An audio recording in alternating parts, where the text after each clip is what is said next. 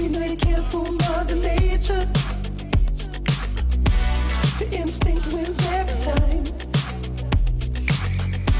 The spine sitting up a little straighter. But when your eyes lock on mine, and I think Bonjour à toutes et tous. Alors aujourd'hui, on vous convie à un café avec Raphaël Bénard. Raphaël, c'est Madame Merchandising de Citroën, la responsable du merchandising de Citroën. Bonjour Raphaël. Bonjour Cédric. Bienvenue, enfin bienvenue Merci. chez vous, j'allais dire. Merci. Raphaël, il y a deux questions rituelles. Thé ou café? Thé, s'il vous plaît. Voilà, on va vous servir un thé, mais alors, dans quoi je vous sers un thé? Avant qu'on commence, moi je suis hyper content, parce que ça, ce sont vos tasses. C'est Exactement. grâce à vous si elles existent. Tout à fait. Laquelle vous choisissez? Eh bien, aucune de ces six-là. Non. Je vous ai réservé une petite surprise. Oh, Celle qu'on a développée Oh, il y a c'est- quelques mois à l'occasion du centenaire de la marque. Voilà. Notre dernier bébé. alors, vous allez nous l'expliquer, mais ça c'est des tasses, j'allais dire, qu'on a tous en tête. C'est des tasses un peu des années peut-être 20 ou 30, c'est ça? Oui, des années 60 plutôt, je dirais. Le bon vieux car en métal utilisé notamment par les scouts. C'est Et, ça, ça vient de là, c'est ça alors? Ouais. Oui, c'est un matériel de camping qui a été beaucoup utilisé dans ces années-là et qui revient beaucoup à la mode. Et on a utilisé ce modèle dans l'esprit vintage des produits dérivés de tout ce qu'on a développé l'année dernière à l'occasion du centenaire. Et celui-là me plaît particulièrement parce que vous avez vu, on a repris l'écriture du mot Citroën des années 20. Toute la typo des années 20. Voilà, ouais. exactement. On le disait, vous êtes Madame Merchandising Citroën. Pour qu'on cerne bien les choses, c'est un vrai business en fait. Tout à fait. C'est une petite entreprise dans l'entreprise, puisque nous choisissons les produits que nous voulons développer. Je pars à la recherche de fournisseurs pour nous les fabriquer. Tout le design est fait en interne, puisque je travaille avec un designer propre à la marque, qui a une connaissance de l'histoire de la marque absolument exceptionnelle et qui nous fait vraiment des produits magnifiques. Et ensuite, voilà, une fois qu'ils sont fabriqués, on les met à la vente tant en B2B qu'en B2C et on gagne de l'argent dessus. Vous gagnez de l'argent. Avant que vous n'arriviez, ça représentait quoi, les produits dérivés chez Citroën? Alors, et les- depuis que vous êtes arrivé, comment les choses ont évolué? Alors, ça va bientôt faire 4 ans que j'ai pris ce poste. À l'époque, le chiffre d'affaires était inférieur à 2 millions. Et en 2019, on a réussi à facturer un peu plus de 5 millions d'euros uniquement au titre des produits dérivés. Oui, donc c'est une vraie croissance. Grosse hein. progression. En préparant l'émission, vous nous avez confié que vous souhaitiez que chaque produit ait une âme, qu'il vive par lui-même. Qu'est-ce que ça veut dire en fait? Mon objectif, quand je développe les produits dérivés, c'est que les gens puissent se dire tiens, j'ai un cadeau à faire, je vais aller sur le site de la marque Citroën parce qu'ils ont toujours des bonnes idées. Donc on essaye toujours de trouver des produits qui sont sympathiques, innovants. Bon, évidemment, on fait des mugs, vous allez me dire, il n'y a rien d'innovant dans un mug, mais le design qu'on met sur les produits doit toucher les gens et doit faire en sorte que nos produits plaisent et nos produits véhiculent une image de la marque. C'est extrêmement important. Si je suis rattachée à la direction marketing, ce n'est pas un hasard. C'est pour rester dans l'image de la marque, dans la cohérence de l'image de la marque. Et les produits dérivés, évidemment, participent à la construction de cette image. Oui, c'est pas simplement on prend une tasse, je mets le logo Citroën et basta. Il y a beaucoup de marques qui font ça. Surtout pas. Surtout pas. Ça, c'est du goodies que nous n'aimons pas du tout. Vous voyez, évidemment, on a pris un mug qui existe, mais la façon d'écrire, la typographie qu'on utilise, les couleurs, si vous regardez ces mugs, on a travaillé, vous voyez par exemple, c'est des mugs qu'on vend 2 par 2. On a pris 2 modèles de voitures existantes, évidemment, mais les couleurs vont en négatif. Et c'est des choses qu'on met. Voilà, on travaille beaucoup sur le caractère sympathique de nos produits. Il y a un travail aussi considérable, donc on l'entend, de sélection de ces produits.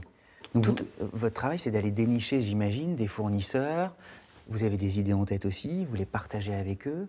Exactement. Alors, c'est vrai que souvent, on a des produits que l'on veut développer. Par exemple, l'hiver dernier, je tenais absolument à développer un garage en bois pour les enfants, pour les petites miniatures, puisque les miniatures, évidemment, tiennent une part importante dans notre business. Ça représente quand même 40% du chiffre d'affaires.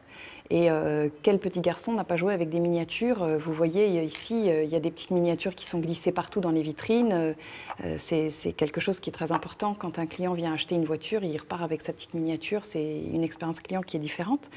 Et donc, le garage que nous avons développé, je tenais à le faire faire par une société française. Pour moi, c'est important aussi de sélectionner des entreprises françaises qui ont le leadership sur leur segment. Et donc, je suis allée voir la société Jeannot, qui est un des leaders des jouets en bois. Sur le garage. Voilà, des jouets en bois, et particulièrement sur le garage. Et nous avons entièrement redesigné le garage. Et le packaging, évidemment, a été refait par nous aussi. Tout a été entièrement redessiné. Et on arrive à un produit qui est absolument magnifique, qu'on a reçu là récemment et qui déjà connaît de belles ventes dans les... Et vous nous confiez que même Jeannot était assez ébahi. Il disait qu'il est presque mieux que leur propre produit. Exactement. Jeannot a même imaginé un moment prendre notre garage à leur catalogue à la place du leur. Donc bon, là, ça aurait été une consécration. On a une double surprise aujourd'hui. C'est super. Il y a effectivement cette tasse, mais vous nous avez aussi apporté d'autres objets. Alors, je vais vous montrer des produits que j'ai développés et pour lesquels il y avait pas mal de méfiance dans l'entreprise avant que je les lance. Alors, notamment nos belles chaussettes. C'est vrai que c'est inattendu. C'est tout à fait inattendu. On n'imagine pas avoir des chaussettes dans un catalogue de produits dérivés. Je vous les offrirai, c'est promis. Et donc, on s'est bien moqué de moi avec mes chaussettes. N'empêche qu'on en a déjà vendu 2000 paires. 2000 paires. Ça y est, tout est dit. Okay. Exactement. Et je peux vous dire que quand on fait un salon, par exemple, comme la semaine dernière à Rétromobile, avec un public qui est vraiment fan de la marque et des anciens modèles, des chaussettes, on les vend par wagon. C'est incroyable le succès de ce produit. Et je vous parlais des partenariats qu'on essayait de développer au maximum. J'ai fait faire ces chaussettes par la société Kindy, bien française, fabriquée en France, en Picardie, grand nom, exactement. Donc voilà, c'est toujours pour moi un gage de qualité et une reconnaissance. Donc vrai travail, hein. Ouais. Voilà. Alors, qu'est-ce que je vais vous montrer aussi? Alors, donc ça, c'est pour le côté textile. Il y a des emporte-pièces. Voilà, on fait aussi des produits pour la cuisine. Donc voilà, ça c'est notre moule à gâteau en silicone flexible en forme de 2 chevaux. Donc voilà, qui fait des très jolis gâteaux. Voilà, exactement. Si vous n'aimez pas les gâteaux, vous pouvez aussi faire des sablés. Donc on a un moule en porte-pièces. Voilà, avec la 2 chevaux, la traction. On prend toujours les modèles iconiques qui font rêver, rêver nos fans. Voilà.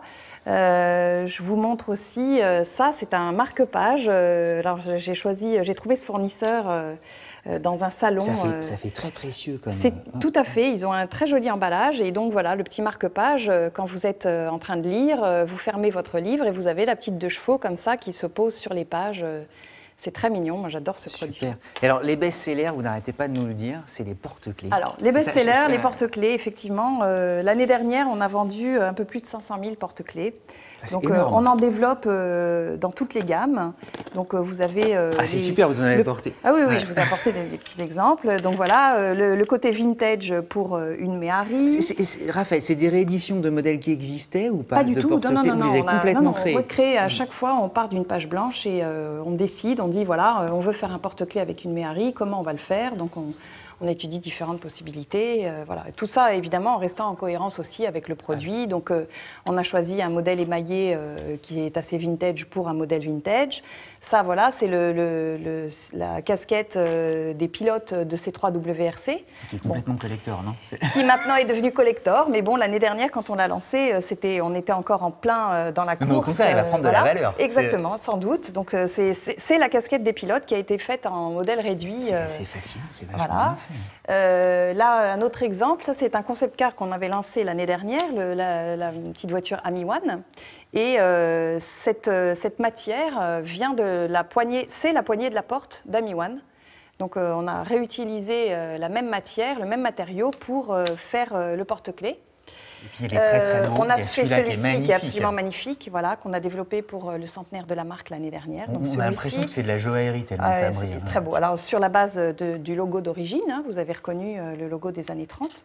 Et celui-ci, on a dû en vendre environ 300 000.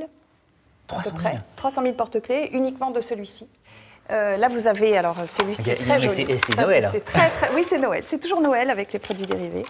Voilà. Et donc ça, c'est notre dernier bébé. C'est le même fabricant que nos petits. Non, mais tout le monde va les vouloir, là. On va se dire que tout. Et vous avez, voilà, la petite 2 chevaux qui a été développée en 3D. Ça plaît beaucoup, les porte-clés en 3D. Et vous avez une grande primeur, puisque ça, c'est le porte-clés 2020, voilà, qui est en train d'arriver, qu'on a fait fabriquer et qu'on a lancé en 600 000 exemplaires. Il y a certainement des collectionneurs férus de porte-clés, ils vont adorer hein, quand ils vont voir certainement, ça. certainement. Et il y a le Monopoly surtout. Alors le Monopoly, ça c'est le succès de 2019 qu'on a créé pour le centenaire, qui m'a pris des heures et des heures et des heures de travail parce qu'on a voulu vraiment soigner le détail à l'extrême. Alors la rue de la Paix, elle est remplacée par quoi? Alors on a remplacé toutes les rues, puisqu'évidemment on n'achète pas des rues, on achète des voitures. Donc sur le plateau, je vous montre rapidement. Donc le plateau qu'on a entièrement redessiné, vous voyez. Ce sont des voitures. Ce sont des voitures, voilà. Donc on démarre avec, alors vous voyez la case départ. Tout qui tombe. C'est pas grave, c'est normal. Hein. Voilà. Tellement de choses. C'est un petit syndrome bonnet. C'est très beau aussi, il y a ça, le Citroën Origins qui est là. Exactement, toujours notre logo. Et donc, vous démarrez avec, où est-ce qu'elle est la case départ ici, voilà. Et donc, on a sélectionné les voitures pour faire tout le tour en les mettant dans l'ordre chronologique. Et donc l'année est à chaque fois reprise sur la voiture.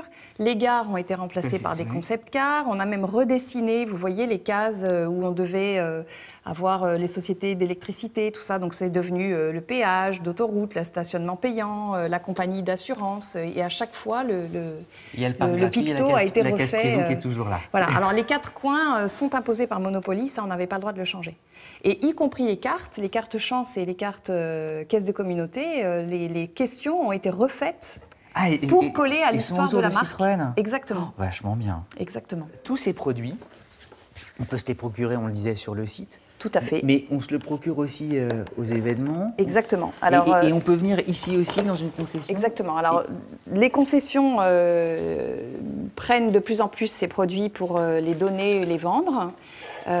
Comme dans les vitrines que vous avez pu voir ici, c'est un des exemples qu'on a lancé il y a 2 ans avec la maison Citroën, où on a intégré toutes ces... On est content parce qu'effectivement, on vend des voitures, mais on vend aussi vos produits. Exactement, on vend beaucoup de produits ici, tout à fait. Ils ont beaucoup de succès dans le quartier. C'est très intéressant, effectivement, de voir que les clients qui achètent des voitures, qui sont fans de la marque, viennent aussi acheter nos produits dérivés dans un environnement automobile. Mais pas que, puisque, comme vous l'avez dit, on vend sur notre site internet, qui est en pleine expansion. Alors, il est très récent, hein, notre site, il date d'il y a 2 ans.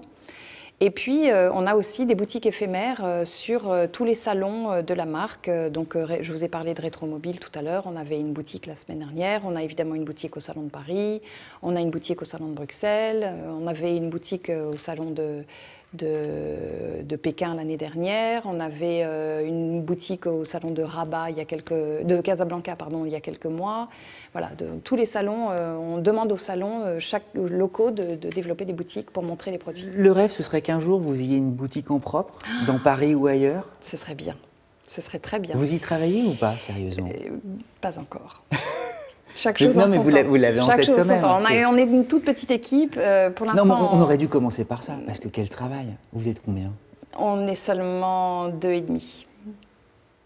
2,5, 5 millions d'euros de chiffre d'affaires, des idées en cascade, on l'a vu, et ça continue de croître? Exactement. Ah oui, nos objectifs sont très ambitieux, effectivement. Bon, ben, on en reparlera, on va regarder ça de toute manière avec attention. Puis à chaque fois qu'on croisera désormais un porte-clés, on pourra penser à vous et vos équipes et au travail qu'il y a derrière. Exactement, merci. Merci Raphaël d'être venu nous présenter tout ça. Travaillez bien, hein, voilà, on est comme des enfants, nous. Merci. C'est pour nous. Hein. Je vous offre des tickets. Bon, ben, merci beaucoup. À tous, évidemment, merci de votre fidélité et à très vite pour un prochain café avec... Ce sera la surprise. You know you can't fool me.